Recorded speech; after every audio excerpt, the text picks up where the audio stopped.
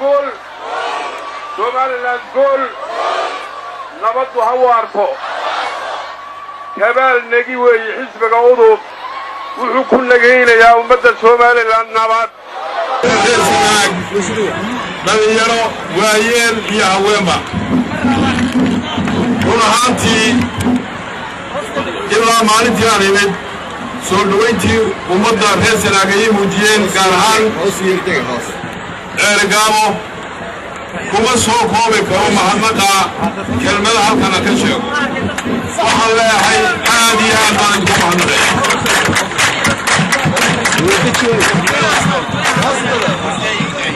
walaalayaal rag badan baa hortay halkan ka hadlay oo xisbiga ka mid ah waxaa kaloo u mahadnaqayaa gabdhihii halkan gabayga iyo buraanburka ka jeediyey oo ka warramaya anna fariinii sheegaayey dad kale fariinu sheegayay heydana waa qaadanaya haddii waxaan in yar dib ugu noqonayaa 19 baan halkan imid anuu madaxweyne ku-xigeen oo markaasi ceerigaalo gudaheega khilaaf oo ka dhacay oo 2 bilood iyo bar u fadhiyey si maamulka aan dib ugu habayno nabadana loo sugo ilaahay waa mahadii dadku waa meela shaqeeyey waana ku guulaystay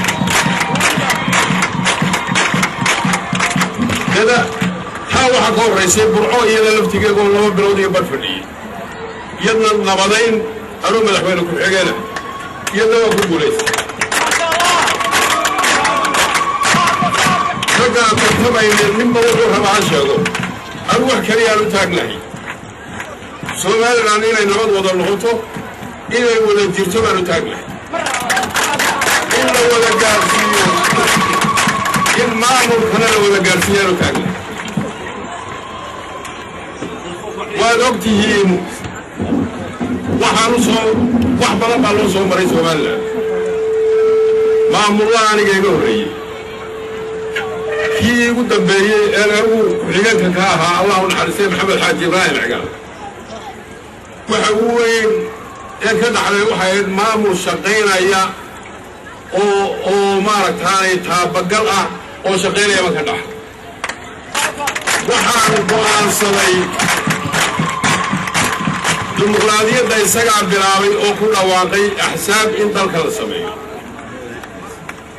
markii allahu naxariistay geeridu ay ku timid waad xasuusataan in rag badan guurtiga iyo odayaal badan ay soo jeediyeen 3 sannadood ha lagu kordhiye doorashada dib looga dhig maalin dib loo dhigi maayaa la yidhi doorashadaa la galaya waxay sheegaan doorasho madaxweynaheenu ma rabo doorasho anaa bilaabay nin ila sheegan kara nin ka qayb kale uu jiraa laakiin anaa bilaabay ilaa iyo karaana wada calibarra haddeer wuxuu ka warramay in la diiday iyo xildhibaan baar iyo sool iyo sanaag in doorashada la gaadhsiiyo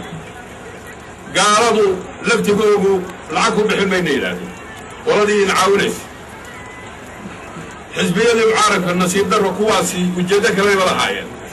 laakiin raggii dalkanaan xakumaynaa lahaa oo ku raacay ayaan daraahay oo tigi lama tagaayo anigu waa ummaddan waxbaan ugu dhaartay oo ballan qaaday markii xilka la ii dhiibay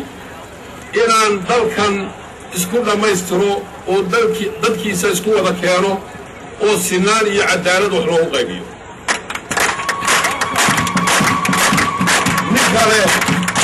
ninka ku doodaya dalkan iskuma dhamnaa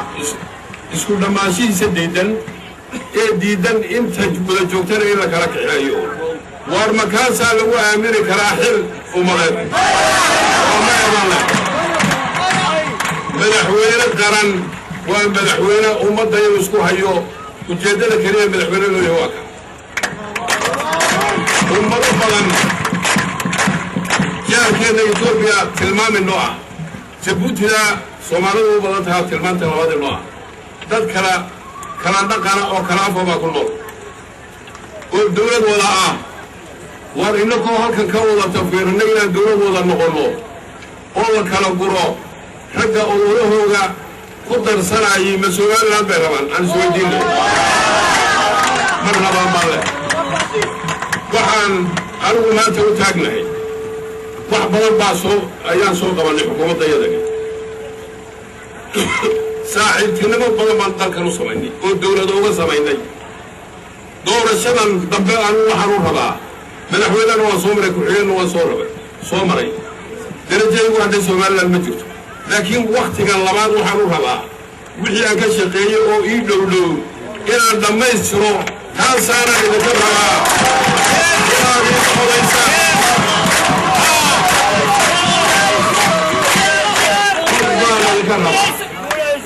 halkaas inaan dhammaystiro wixii aan soo qabannay oo noo muuqda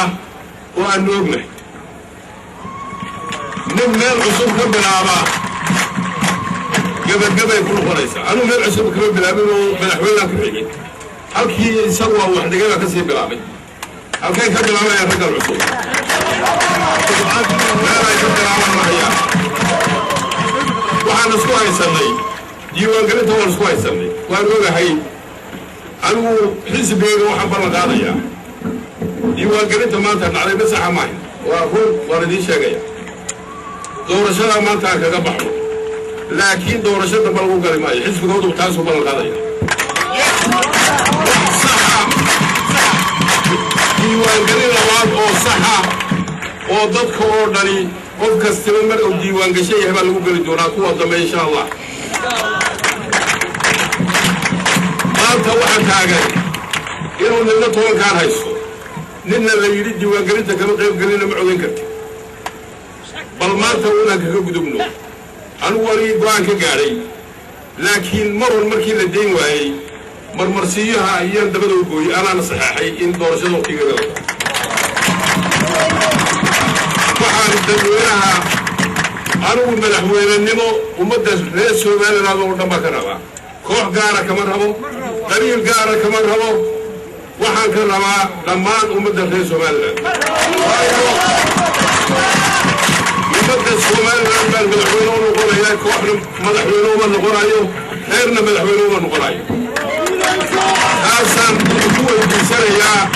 codkiina inaad isiisaan reer Sanaag ee ma isiisaan codkiina waxaa kaloo idiin sheegayaa inaan dadaal ugu jiro waddada waa laga hadlay dadaal baa lagu jiraa Kuwait baan tagay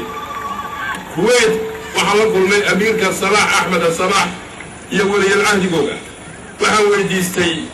waddooyin iyo madaarada oo dhiso waqtigii ugu horreeyay maalin dhaweed bay yimaadeen waxay dhisayaan laba madaaro casri ah Hargeysa Berbera waddooyinkuna way ku xigaan Sanaagna koow way ka tahay kuwa waddooyinka loo sameeyaa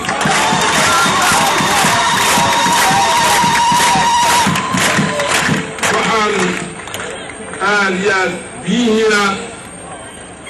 Hilal Ahmar al-Imaaraati waligii riig soo weydiis garadag ceelkeyga way qodeen way soo socdaan ilaa ceelgaabo iyo inta u dhaxaysa wixii biyo laga qodi karana waa laga qodayaa waxaan maanta aan idiin sheegayaa hadday yidhaahdaan saaxiibaday waxba lama qaban horta anigu baa wax qabtay iyagu aflagaado iyo hadalba shubaya waxqabad kuma tartamayno waxqabad hadday cidi qabatay xukuumadda joogtaa qabatay hadday tahay tayada ciidanka oo la dhiso